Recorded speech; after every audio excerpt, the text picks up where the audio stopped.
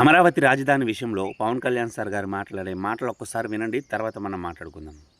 ఆ రోజున జనసేన పార్టీ నుంచి చాలా బలంగా నిర్ణయం తీసుకున్నాం.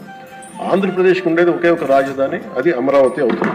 ఈ వీడియో చూశారు కదండి. ఇదే పవన్ కళ్యాణ్ సార్ గారు కూటమితో పొత్తు పెట్టుకోక ముందుగా ఇదే అమరావతి రాజధాని గురించి ఏం మాట్లాడారో ఒక్కసారి చూడండి. ఈ బడ్జెట్ క్యాపిటల్ విషయంలో కూడా ఇన్క్లూజివ్ క్యాపిటల్ కాదు, ఎక్స్క్లూజివ్గా కొద్ది మంది కోసమే, లేదంటే తెలుగుదేశం పార్టీ ఎఫిలియేటెడ్ క్యాపిటల్ లా ఉంది తప్ప ఉత్తరాంధ్ర నుంచి వచ్చే అక్కడ ప్రజలకి ఇక్కడ క్యాపిటల్లో రావాలంటే ఎలా స్థిరపడతారు, ఇక్కడ రాయలసీమ ప్రాంతం వాసులు రావాలంటే ఇక్కడ ఎలా స్థిరపడతారు, అలాగే ప్రతి జిల్లాల నుంచి అన్ని వర్గాల నుంచి అమరావతిలో స్థిరపడాలంటే ఏమైనా ఇయర్ మార్క్ చేశారా? ఇన్ని 33,000 ఎకరాలు పెట్టారు. ఈ 33,000 ఎకరాలు 2,000-3,000 ఎకరాలు ఒక్కొక్క ప్రాంతానికి కానీ ఒక్కొక్క జిల్లా కానీ ఇయర్ మార్క్ చేశాం. అక్కడ ఛాంబర్ ఆఫ్ కామర్స్కి బిజినెస్ పెట్టుకోవాలంటే ఇలాంటి చేసి అసలు ఇలాంటి ఇన్క్లూజివ్ క్యాపిటల్ కాదు. ఇలాగా ప్రతి అంశంలోనూ తెలుగుదేశం పార్టీ చాలా బలమైన వైఫల్యాన్ని చూపిస్తూ వచ్చు.